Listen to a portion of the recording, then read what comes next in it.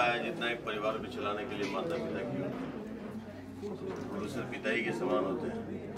इन दोनों का आज ये फिल्म डेंजरस इश्क का मुहूर्त, हम सबको इसके लिए कॉन्ग्रेचुलेशन, जो यहाँ पे मंच पे हैं, जो नीचे भी हैं, और यही कहूँगा, बधाई दूंगा और धन्यवाद भी दूंगा कि इस फिल्म का मुझे हिस्सा बनाया इन्होंने।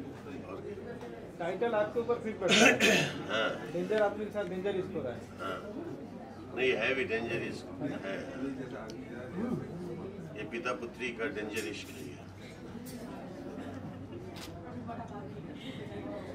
अच्छी कहानी है और मनोज जी जितने सेंसिबल मेकर हैं, मैंने काम नहीं किया साथ में, ये सौभाग्य नहीं मिला है, पहली बार काम करने का मौका मिला है और मैं बहुत प्रभावित हूँ इसलिए कि इनकी एक फिल्म देखी शिकारी, उसका ट्रेलर देखा और उसी समय हमने साइन किया। नहीं, शिकारी देखने के बाद आप भी शिकार हो गए? मैं भी शिकार हो गया और कोई भी कलाकार शिकार हो जाएगा। स्टार की बात नहीं कह सकता, वो कलाकार हो जाएगा।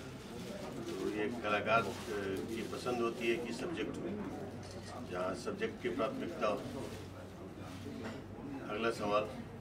अभी ये भी कहना चाहूँगा कि काफ़ी स्टाइलिश नज़र आ रहे हैं आप। विलन तो आप काफ़ी फिल्में बने हैं, आपको लगता है कि स्टाइलिश विलन ज़्यादा लोगों को आकर्षित करेगा अपनी तरफ? स्टाइलिश तो मैं वैसे भी हूँ, बाल भी सफ़ेद किया तो स्टाइल के लिए किया, पैसा लगा के किया, जर्मनी से कलर मंगाया।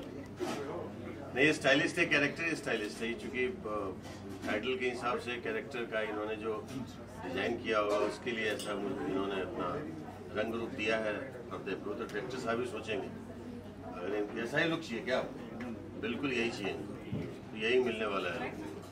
सर लुक जैसा लग रहा है कि जेम्स बॉन्ड जैसा लग रहा है।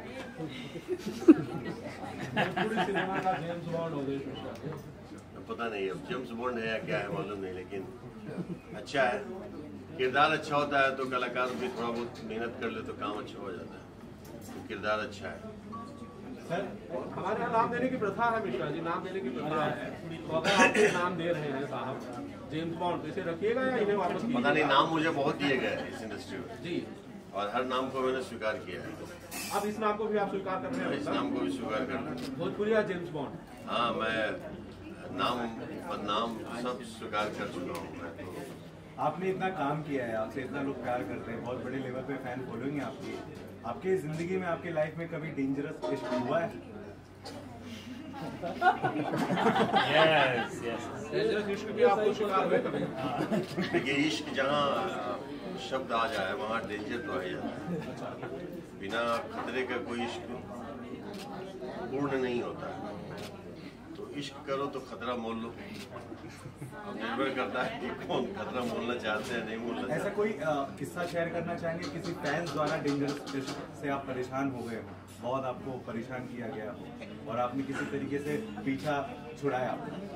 हाँ, हमारे करीबी हैं, हमारी इंडस्ट्री के ही एक हमारे बहुत प्यारे हैं, उनको भी डेंजर इश्क हुआ था, उनको बार बार हो भी जाता है, लेकिन उस जमाने में मैं नहीं जानता था कि उनका डेंजर इश्क ऐसा भी रूप ले लेगा।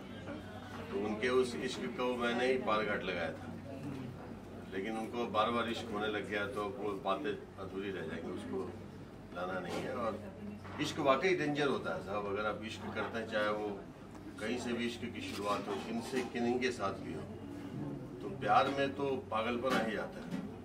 पागलपन जहाँ नहीं होगा वहाँ प्यार नहीं होगा, चाहे अपने काम से हो, माता पिता से हो, प्रेमी प्रेमिका के बीच में हो। प्रेम ही आदमी को बहुत पॉजिटिव बनाता है, जहाँ पॉजिटिवनेस आ गया वहाँ डेंजर आ जाता है। काबरा सर कितना मुस्कुरा रहे हैं, जब जब डेंजरस इश्क की बात होती है तो क्या याद आ गया आपको, बताइए। मैं तो इनकी यादें सुन रहा हूँ कि ये कहाँ पहुँचा रहे हो आप इनको बैक फेस में, वापस घर भी जाना है सर? नहीं, घर तो सब समझते हैं कि हम सिनेमा के हैं। मैं मेरी पत्नी के साथ ही डेंजर इश्क किया था। मतलब क्या होता है सर, कैसे करते हैं डेंजर? अभी ये मीडिया के सामने नहीं बोलेंगे, ये तो हम सच में डेंजर खतरे के दायरे में आ जाएंगे।